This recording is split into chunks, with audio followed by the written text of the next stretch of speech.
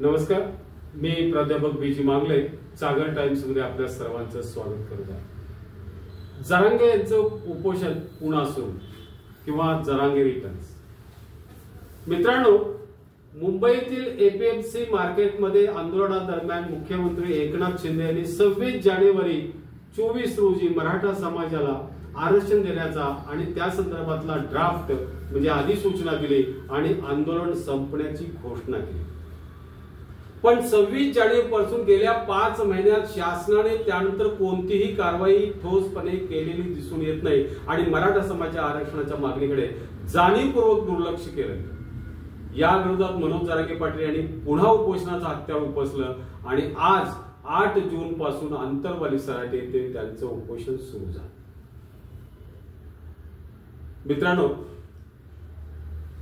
नुकत्याच झालेल्या लोकसभा निवडणुकीमध्ये बीजेपीला केवळ 17 खासदार एवढ्याच जागा मिळाल्या, तितक्याच निवडून आणल्या। बहुतांशी खासदार त्यांचे मराठा समाजाने पाडले आणि सगळ्या अशी त्यांची धारणा झाली आणि भारतीय जनता पार्टीला त्यांच्या देवेंद्र फडणवीस साहेबांना असं वाटत होतं की ज्या पद्धतीने त्यांनी शिवसेना राष्ट्रवादी फोडली, स्वतंत्र पक्ष निर्माण केले, 80 आमदार आपल्याकडे घेतले, काँग्रेसमधले अशोक चव्हाण सारखा दिग्गज आपल्याकडे घेतला, अशा वेळेला बीजेपीला कमीत कमी 45हून जास्त जागा मिळतील, सहज मिळतील। पण मराठा समाजाने त्यांच्या इच्छा आकांक्षा या धुळीस मिळवल्या।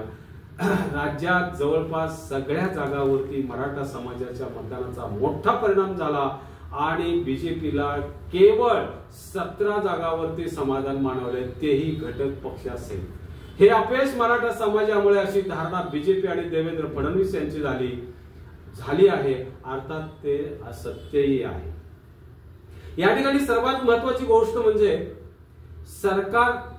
सरकारचा म्हणजेच पर्यायी देवेंद्र फडणवीस यांचा मराठा समाजाविषयीचा अप्रोच आज बदललाय का, आणि जर बदलला असेल तरच मराठा समाजाला आरक्षण मिळू शकेल, अशी आजची स्थिती आहे। कारण मराठा समाजाला 50%च्या वर जाणारे आरक्षण जे घटनेनं मान्य नाही ते 10% आरक्षण देण्याचा ठराव विशेष अधिवेशनात देवेंद्र फडणवीस यांनी मंजूर करून घेतला आणि हेच आरक्षण की जे एकनाथ शिंदेनी जाहीर केलं होतं आणि छत्रपती शिवाजी महाराजांची शपथ घेऊन सांगितलं होतं की मग मराठा समाजाला आरक्षण देतो, तेच हे 10% आरक्षण असे मांडणे त्यांनी केले। तथापि हे 10% आरक्षण मराठा समाजाला आणि जरांगे पाटलांना मान्य नाही।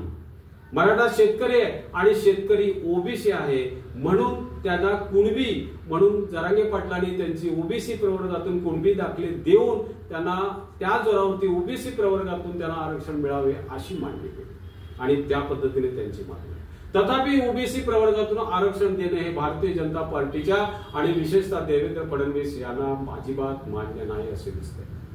त्यांनी असं सांगितले की भाजपच्या रक्तामध्ये डीएनए हा ओबीसीचा आहे। जरांगे यांनी मागितलेलं आरक्षण हे ओबीसी विरोधात आहे, त्यामुळे 50%च्या वर जाणारे 10% आरक्षण हेच आरक्षण की जे मराठा समाजाला मी देऊ केले, हेच अंतिम आरक्षण जरांगे पाटलांनी मान्य करावं अशी त्यांची अट्टहासी भूमिका होती। तथापि देवेंद्र फडणवीस साहेबांची ही भूमिका मनोज जरांगे पाटील यांनी जराही मान्य केली नाही आणि मराठा समाजाने मान्य केलं। एक लक्षात घ्यायला हरकत नाही, या ठिकाणी धनगर बांधवांना 2014 साली पहिल्या कॅबिनेटमध्ये आरक्षण देतो म्हणणारे देवेंद्र फडणवीस साहेब त्यांनी गेली 10 वर्षात धनगर समाजाला आरक्षण दिले नाही।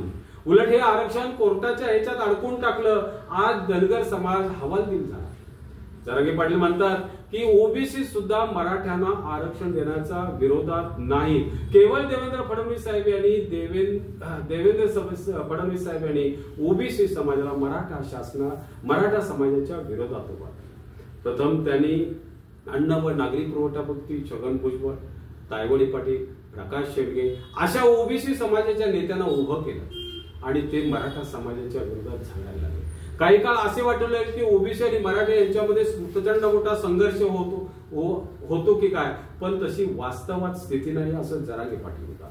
केवळ देवेंद्र फडणवीस यांनी मराठा समाजाचा ते द्वेष करतात आणि त्या द्वेषापोटी त्यांनी ओबीसी आरक्षणातून त्यांना आरक्षण मला द्यायचं नाही आणि त्या विरोधात हा ओबीसी समाज त्यांनी उभा केला। अर्थात मराठा आरक्षणाविषयी देवेंद्र फडणवीस यांचे नेमके मत काय आणि ते आज बदलले आहे का, यावरच मराठा आरक्षणाचे बाब अवलंबून आहे. मराठा सगळ्या सोयऱ्यांचा कायदा स्वतंत्र अधिवेशनात सुद्धा जो केला नाही, आता या विधानसभेच्या पार्श्वभूमीवर जर फडणवीस साहेबांनी आपले मत बदलून ओबीसी प्रवर्गातून मराठा समाजाला आरक्षण देण्याची जर मान्यता दिली, तशी त्यांची मानसिकता असेल तरच हे आरक्षण त्यांना मिळेल, अन्यथा हे आरक्षण मिळणार नाही. मराठा समाजाला कुणबी प्रवर्गातून आरक्षण देणं, ओबीसी प्रवर्गातून आरक्षण देणं, त्यांच्या कुणबी नोंदी शोधणं आणि शिंदे कमिटीला मुदतवाढ देणं, या सगळ्या गोष्टी देवेंद्र फडणवीस साहेबांच्या मनावरती अवलंबून आहे. म्हणजे सरकारची भूमिका, पर्यायाने देवेंद्र फडणवीस साहेबांची भूमिका मराठा समाजाविषयी जर बदललेली असेल तरच मराठा समाजाला आरक्षण मिळेल, अशी आजची स्थिती आहे. जरांगे साहेब तर म्हणतात, माझ्या समाजाची मी इमानदार आहे, कोणत्याही स्थितीत आरक्षण मिळवूनच थांबणार, तेच माझ्या आयुष्याचे ध्येय देखील आहे. मला राजकारण करायचं नाही, मला कुणाशी, पण देवेंद्र फडणवीस हे समाजाचा द्वेष करतात. राज्याचे जे आंदोलन आहे ते आंदोलनाला सर्व जे सरकारनं आज परवानगी दिली नाही, तरीही त्यांनी सांगितलं की मी उपोषणाला बसतो आहे.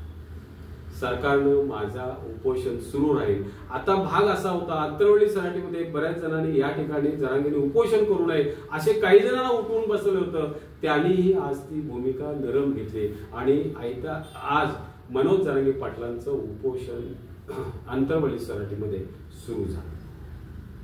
फडणवीस साहेबांची भूमिका म्हणजेच पर्यायाने शासनाची भूमिका जर मराठा आंदोलनाप्रती जर सकारात्मक असेल तरच मनोज जरांगे पाटलांच्या इच्छेप्रमाणे हे आरक्षण आपल्याला मिळू शकेल, अन्यथा मिळणार नाही.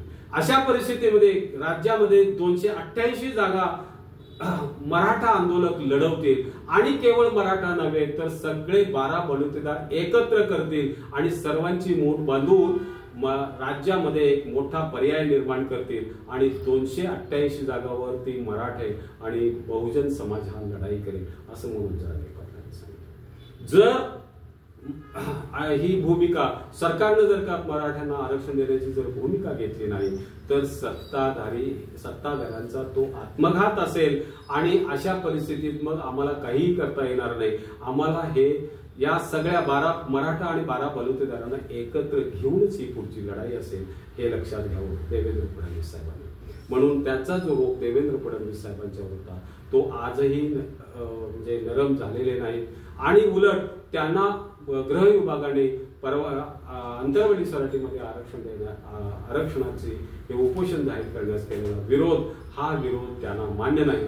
त्याने असं स्पष्टपणे सांगितलं की माझं उपोषण सुरू आहे आणि आज तशा पद्धतीने उपोषण सुरू झालेलं आहे. सत्ताधारी म्हणजे देवेंद्र फडणवीस साहेब आणि एकनाथ शिंदे साहेब काय निर्णय घेतात याच्यावरती आता मराठा आरक्षणाची पुढची दिशा अवलंबून राहील आणि केवळ हे आरक्षणावरती थांबतं का येणाऱ्या ऑक्टोबर-नोव्हेंबर होणाऱ्या विधानसभा निवडणुकीमध्ये मराठा समाज हा स्वतःच्या जागा उभा करतो आणि आरक्षण देणारे बनतात का घेणारे बनतात हे त्याच्यावरती अवलंबून आहे. धन्यवाद मित्रांनो. माझा हा व्हिडिओ आपण लाईक, शेअर आणि सबस्क्राईब करा.